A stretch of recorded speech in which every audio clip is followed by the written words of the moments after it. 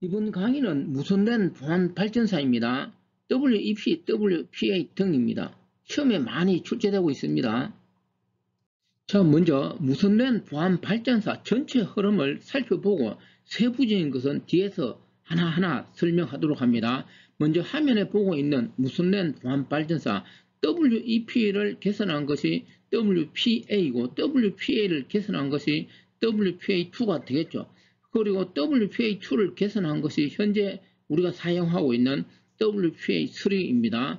먼저 WPA는 내부적으로 RC4 알고리즘을 사용하였는데 현재 5분 안에 깨지는 보안 수준입니다. WPA는 내부적으로 TKIP를 사용하였는데 현재 60초 정도면 해킹이 가능합니다. 해서 이거 두 개는 절대로 사용하면 안 되겠죠. 그리고 최근까지도 많이 사용한 WPA2인데 내부적으로 AES 기반의 CCNP를 사용하였습니다. 그런데 2017년에 WPA2도 문제점이 발견되었죠. 그게 뭐냐면 클렉이라고 있습니다. 키 재설치 공격인데 취약점이 발견되었습니다. 해서 WPA2도 현재는 어떻게 될까요? 더 이상 사용하면 안 된다는 것이죠. 해서 우리는 현재 무엇을 사용해야 무슨 랜 안전할까요? WPA3를 사용해야 됩니다. WPA3는 와이파이 6에서 기본적으로 내장되어 있습니다. 자, 그리고 아래쪽에 적어둔 것도 여러분들 읽어봅니다.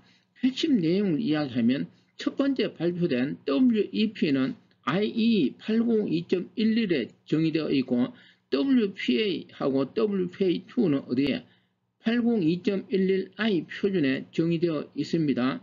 자, 여기까지 간단하게 살펴보았는데 세부적인 것은 뒤에서 하나하나씩 설명하도록 합니다. 이번에는 정보보건 시험에 많이 등장하고 있는 IEEE 802.11i에 대해서 좀 더 구체적으로 설명하려고 합니다. 자, 설명하기 전에 몇 가지 이야기하면 802.11이 출시되고 나서 새로운 기능이 많이 추가되겠죠. 추가될 때마다 영어 단어를 붙입니다. I를 붙이기도 하고 J, K, R 이렇게 영어 단어를 붙이는데 제가 질문을 하나 할까요? 802.11 다음에 영어 단어 R을 붙였을 때 이 R을 붙인 것은 어떤 기능을 추가하였을까요? 물론 이 내용은 우리 정보보건 시험에는 출제되지 않겠죠. 그렇지만 간단하게 소개를 하면 영어 단어 R을 붙인 것은 로밍 기능을 추가한 것이죠. 시험에 출제되지 않으니까 이런 거는 공부할 필요가 없지만 영어 단어 I를 붙인 건 어떻게 될까요? 우리 정보보건 시험에 많이 출제되겠죠. 왜 그럴까요? 영어 단어 I를 붙인 것은 어떤 기능을 추가했느냐? 오른쪽에 적혀 있습니다. 보안 기능을 추가한 것이죠. 2004년도에. 그러니까 당연하게 정보보건 그러면 보안이니까 802.11i가 시험에 출제될 수밖에 없겠죠. 자, 그러면은 802.11i의 정의는 뭘까요? 표의 아래쪽에 두 줄 있습니다. 이 두 줄 내용을 꼼꼼하게 잘 읽어보아야 합니다. 자, 읽어보았습니까? 제가 간단하게 소개를 합니다. 먼저 802.11i의 기본 정의는 하나의 AP가 있을 때 액세스 포인트 모르는 사람은 아래쪽 내용 읽어봅니다. 무선 통신을 하기 위한 것이죠. 오른쪽 그림 산업용 AP가 있습니다. 자, 이 하나의 AP가 관할하는 기본 서비스 세트라고 있는데 역시 아래쪽에 소개하였습니다. 우리가 무선 통신을 하기 위해서는 AP가 필요하고 하나의 AP가 있을 때 이 AP가 관할하는 여러 지국이 있는데 이걸 무엇이라고 하느냐? 약으로 BSS 이렇게 이야기합니다. 자, 그래서 하나의 IP가 관할하는 기본 서비스 세트 내에서 이 AP하고 이 무선 단말기 사이에 여러 주고받을 데이터가 있겠죠. 크게 세 가지입니다. 인증, 키 교환, 그리고 데이터입니다. 이런 데이터를 주고받을 때 보안이 되어야 되겠죠. 그래서 이렇게 이야기합니다. 튼튼한 보안망, 영어 단어 RSN 이런 용어를 씁니다. 를 구축하여 무선랜 사용자를 보호하기 위한 표준이 무엇이라는 거죠? IEEE 802.11i라는 것입니다. 자, 그러면 왜 이 802.11i가 출시되었나라는 건데 그건 아래쪽에 등장 배경입니다. 바로 이 등장 배경은 802.11에 사용한 이거 WEP의 취약점을 개선하기 위한 것입니다. 자, 여기까지는 기본 내용이고 또 하나 정리할 것이 있는데 아래쪽에 적어두었습니다. 시험에서 이렇게 출제될 수 있습니다. IE80 2.11i까지 이렇게 해서 출제될 수도 있고 뒤에 무엇이 추가되느냐? RSN이 추가되어서 시험에 출제될 수 있겠죠. 이 두 개는 같은 것이다 이렇게 생각하고 풀면 됩니다. 다시 한번 더 그 위에 정의해 보면은 80 2.11i는 무엇을 한 것이죠? 튼튼한 보안망을 추구했다는 거죠. 그게 영어 단어로 여기 RSN 이 영어 단어 읽어보면 충분히 이해가 되겠죠. 자, 그 다음에 이 80 2.11i 표준의 특징인데 이거는 위에서 설명한 내용에 있습니다. 세 가지입니다. 크게 사용자 인정, 키 교환 방식, 그리고 데이터를 보호하게 한 것이죠. 바로 이 튼튼한 보안망을 갖추기 위해서 무엇을 이 세 가지를 하는 것인데 좀 더 세부적으로 이야기하면 사용자 인정을 위해서는 무엇을 응용하느냐? 80 2.1x를 응용하는데 80 2.1x 이거에 대해서도 질문이 가끔 있는데 이 내용은 제가 뒤에서 별도로 다루도록 합니다. 그 다음에 이제 키 교환에서는 포웨이 핸드쉐이크 방식을 내부적으로 쓰고 데이터 보호는 앞에서 봤죠. 이 TKIP하고 CCNP를 이용하는 것이죠. 물론 이런 것은 뒤에서 구체적으로 설명합니다. 자, 그리고 다시 한번 더 정리하면 아래쪽에 무선 통신을 위한 기본 서비스 세트 BSS 개념이 있는데 이런 개념을 머릿속에 넣어두고 다시 한번 더 이야기하면 이 산업용 AP인데 이 AP는 여러 가정용도 있고 여러 종류가 많겠죠. 그런데 이 산업용 AP는 뭐 한 2km 어떤 경우는 비행기를 타고 가는데도 무선 통신이 된다 이런 말을 하는 사람도 있습니다. 상당한 먼 거리까지 지원되겠죠. 그런데 우리 집에서 사용하는 AP는 어떻게 될까요? 보통 한 2, 30m 길면은 한 100m 제가 집에서 스마트폰을 들고 나가면서 자꾸 나가다 보면 어떻게 되죠? 그 통신이 끊기죠. 그게 바로 AP가 가정용 AP가 지원하는 거리가 되겠죠. 예를 들어 자, 이번에는 WEP입니다. 무선통신 보안을 위해서 처음 출시된 것으로 해석하면 유선동등 프라이버시라고 하고 IE80 2.11 표준에 정의되어 있습니다. 보안을 위해서 내부적으로 RC4 암호 알고리즘을 사용하는데 지금은 5분 안에 깨지는 보안 수준입니다. 해서 지금은 이거 사용하면 당연히 안 되겠죠. 그런데 시험에는 출제되고 있으니까 정리는 해야 합니다. 그리고 좀 더 정리하면은 WEP는 개방형 시스템 인정하고 공용키 인정이라는 두 가지 방법을 사용하고 있습니다. 그리고 아래쪽에 암호 알고리즘 RC4에 대해서 간단하게 소개하였는데 이 내용은 우리가 앞에서 암호 다룰 때도 조금 설명하였습니다. 이 내용 그냥 간단하게 한번 읽어봅니다. 핵심 내용은 스트림 암호인데 1바이트 단위로 XY 연산 처리합니다. 자, 이번에는 WPA PSK입니다. 왜 출시되었을까요? 이전에 발표된 WEP 문제점을 해결하기 위해서 발표된 게 WPA PSK입니다. 자, 여기서 WPA는 와이파이 보호 접속을 의미하고 PSK는 프리세어드 키 약어입니다. 사전 공유 키라는 뜻인데 AP에 접속하려면 미리 비밀번호를 알아야 한다는 뜻이죠. 자, 그리고 WPA에서는 내부적으로 암호 방식은 무엇을 사용한다? TKIP를 사용하는 것이죠. 시험에 많이 거론되고 있습니다. TKIP는 뒤에서 구체적으로 설명합니다. 자, 이번에는 TKIP입니다. 해석하면은 임시키 무결성 프로토콜이라고 하는데 표에 있는 내용 여러분들은 처음부터 끝까지 꼼꼼하게 읽어봅니다. 핵심은 뭐냐면은 WEP 취약점을 해결하기 위해서 등장한 것이 WPA이고 WPA에서 사용하는 암호 방식이 곧 뭘까요? TKIP인데 이 TKIP도 다른 걸 사용하는 것은 아니고 RC4를 사용하는데 RC4를 좀 더 보완한 형태로 사용합니다. 그런데 현재는 어떻게 되어 있다라는 거죠? 60초 정도의 해킹되니까 퇴출되었습니다. 아무튼 이 내용 퇴출되었지만 아직도 시험에서 많이 거론하니까 이 표 내용을 다시 한번 여러분들은 전체적으로 꼼꼼하게 읽어봅니다. 자, 그리고 또 읽어봐야 될 게 아래쪽에 있습니다. TKIP가 제공하는 두 가지 서비스가 있는데 바로 이 메시지 무결성하고 기밀성을 제공합니다. 메시지 무결성을 위해서는 미첼이라는 그 MIC를 사용하고 메시지 기밀성을 위해서는 바로 RC4를 사용합니다. 자, 이번에는 WPA2PSK입니다. 당연하게 WPA2PSK는 WPA-PSK를 개선한 것이겠죠. 핵심 내용은 WPA2는 AES 기반의 CCNP를 기본으로 사용합니다. CCNP에 대해서는 뒤에서 구체적으로 다룹니다. 또 하나 더 이야기하면 WPA2에서는 암호키를 만 개의 패킷마다 바꿉니다.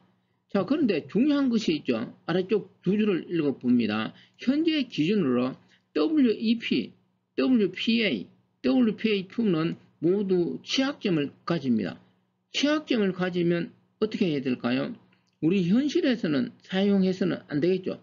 무엇을 사용해야 될까요? 새로 출시된 WPA3를 사용하면 되겠죠. 그런데 더 중요한 것이 있습니다. 우리는 정보보호론 시험을 봐야 합니다. 정보보호론 시험에서는 현재 어떻게 출제되느냐입니다. 현재 출제되는 기준은 WPA3 기준으로 출제되는 게 아니죠. 아직도 WPA3는 한 번도 시험에 출제되지는 않았습니다. 지금 현재 취약점을 가지는 WEP, WPA, 그리고 WPA2가 아직도 계속 시험에서는 출제되고 있다라는 사실이 중요합니다. 하지만 언젠가는 WPA3도 시험에 출제될 수 있겠죠. 해서 WPA3에 대해서도 뒤에서 조금은 다루도록 합니다. 이번에는 WPA2에서 사용하는 CCNP입니다. 시험에서 언제든지 거론될 수 있습니다. 자, 그러면 CCNP가 무엇일까요? 여기 영어 단어 길게 되어 있는데 약어입니다. 핵심은 표에 정리되어 있습니다. CCNP는 내부적으로 크게 두 가지를 제공하기 위한 것입니다. 메시지 기밀성하고 무결성을 제공하기 위한 것인데, 첫 번째 메시지 기밀성은 암호 시스템 AES의 CTR 운영 모드를 사용하여 암호 처리합니다. 해서 기밀성을 제공하는 것이고, 그 다음에 메시지 무결성을 위해서는 CBC MAC를 사용하는데, 여기서 MAC를 사용하면 무결성뿐만 아니라 무엇까지 가능하죠? 인정도 지원합니다.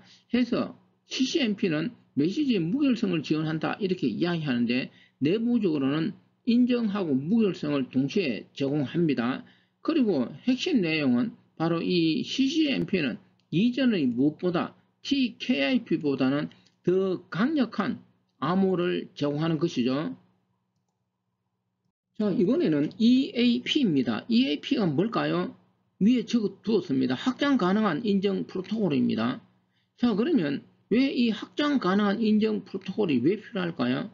자, 우리가 통신을 하는데 통신의 기본 원리는 얼굴을 보지 않고 하는 것이죠. 비대면 하에서 통신하기 위해서는 기본적으로 우선적으로 무엇이 되어야 할까요? 서로가 인정되어야 하겠죠. 인정되지 않고서는 더 이상 통신할 말이 있을까요? 없겠죠. 해서 비대면 하에서 통신은 기본적으로 우선적으로 뭘까요? 인정이 매우 중요합니다. 바로 인정을 위해서 사용할 수 있는 것이 곧 뭘까요? 지금 소개하는 EAP, 범용의 인정 프레임워크인데 매우 강력한 인정을 제공합니다. 해서 EAP는 비대면 하에서 통신 인정을 하기 위한 프로토콜에 많이 채택되고 있습니다. 앞에서 설명한 WPA, WPA2에서도 역시 무엇을 사용하느냐? EAP를 이용해서 상대방을 인정한다라는 것이죠. 다시 한번 더 이야기합니다. 인정 없이는 비대면 하에서 더 이상 통신은 불가능할 것입니다. 인정은 그만큼 중요하죠. 해서 지금 소개하는 EAP는 여러 곳에서 채택되어 사용되고 있다. 나머지 내용은 한번 좀 읽어보고 이해하기 바랍니다. 자, 이번에는 왜 WPA3가 출시되었나입니다. 화면 내용 읽어보면 WPA3가 출시된 이유를 충분히 알 수 있습니다. 핵심 내용은 무엇이냐면은 WPA3가 출시되기 전까지 사람들은 WPA2를 사용하였습니다.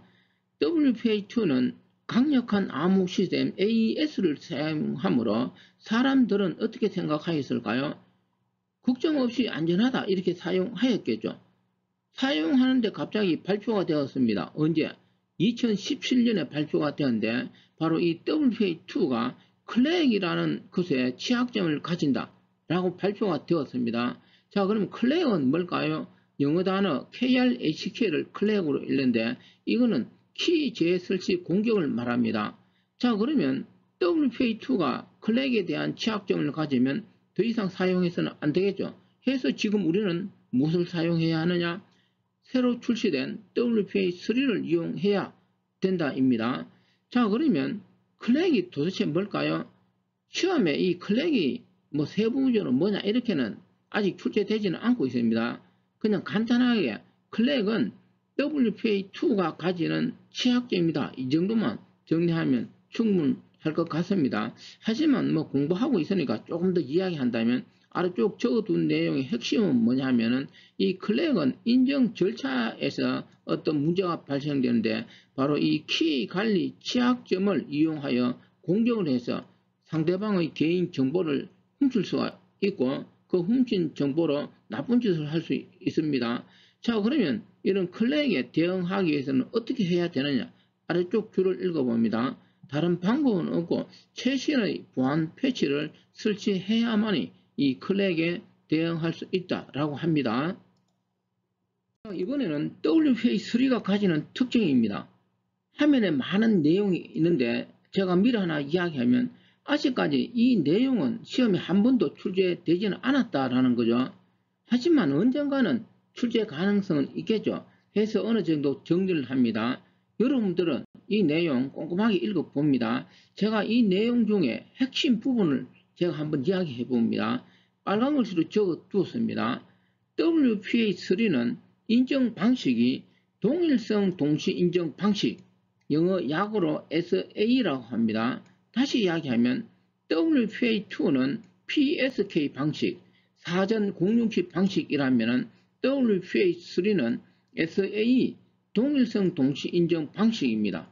아마 WPA3가 시험에 출제된다면 우선적으로 출제될 가능성이 있는 것이 곧 SAE입니다. 해서 제가 강조를 합니다. 자, 그러면 SAE가 도대체 구체적으로 뭘까요? 아래쪽 표에 좀 더 구체적으로 적어 두었는데, 자, 이 표 내용을 제가 다시 이야기하기 전에 시험에 출제되면 이 표 내용에 있는 이 복잡한 이거보다는 그냥 WPA2는 PSK 방식이었다면 WPA3는 SAE 방식이다. 단순하게 이렇게 출제될 가능성이 높습니다. 하지만 뭐 공부하는 중이니까 SAE가 뭔지 조금 더 제가 이야기하면 SAE는 장치 간에 동시 인정한다는 방식인데 그 인정 방식이 어떠냐? 단순하게 인정하는 것은 아니고 SAE는 장치 서로 간에 강력하고 안전하게 식별하도록 인정합니다. 그러면 어떤 이점이 있을까요? 다른 거 아니죠. 바로 이 SAE 목적은 WPA2가 가지는 취약점 무엇, 클렉에 대한 공격을 방어하게 한 것입니다. 바로 이렇게 SAE의 핵심, 다시 한번 더 이야기하면 WPA2가 가지는 취약점이 무엇, 이 클렉을 예방할 수 있다는 것이죠. 자, 여기까지 일단 정리합니다. 자, 그러면 WPA3가 가지는 특징 계속 한두 가지 더 설명합니다. 먼저 화면을 봅니다. WPA3는 순방향 비밀성 원리입니다. 자, 순방향 비밀성 원리가 뭘까요? 아래쪽 두 줄 읽어보면 되는데 간단하게 이야기하면 어떤 해킹이 발생했을 때 지나간 과거 데이터는 해커가 알 수 없고 그 해킹 발생한 해당 시점부터 그 데이터에 접속할 수 있다라는 것이죠. 자, 그리고 현재 이 WPA3는 계속 개발 중에 있다라고 합니다. 언제든지 새로운 기능이 추가될 수 있겠죠. 자, 그리고 WPA3가 가지는 특징 또 하나 소개하면 아래쪽입니다. 내부적으로 크게 두 가지 운영 모드를 제공하는데 바로 이 퍼스널 개인 모드하고 엔터프라이즈 기업 모드를 제공합니다. 자, 아래쪽 표 정리되어 있습니다. 자, 이 부분이 시험에 출제되면 핵심입니다. 이 개인 모드에서는 128비트 암호 수준을 지원한다면 엔터프라이즈 기업 모드에서는 192비트 암호 수준을 지원합니다. 바로 192비트 암호 수준을 지원하는 것은 다른 건 아니겠죠. 어떤 기업이나 공공기관의 보안성을 높이기 위한 것이죠. 자, 그러면 기출문제 하나 분석합니다. 2022년 국가 7급에서 출제된 내용입니다. 자, 무선랜 보안 기술에 대한 설명을 옳지 않는 것은입니다. 자, 읽어보면 답이 눈에 보이죠. 1번이 틀렸습니다. 왜 틀렸습니까? TKIP는 WPA 취약점이 아니죠. WEP 취약점을 위해서 도입된 것이죠. 자, 또 다른 기출문제 하나 분석합니다. 2019년 국가 9급에서 출제된 내용입니다. 역시 똑같습니다. 무선랜 보안에 대한 설명으로 옳지 않는 것. 금방 눈에 보이죠? 역시 1번이 틀렸습니다. 1번은 WPA2는 RC4를 사용하는 것은 아니죠. RC4는 WEP에서 사용하였습니다. WPA2는 내부적으로 CCNP를 사용합니다. 이번 강의는 여기까지입니다.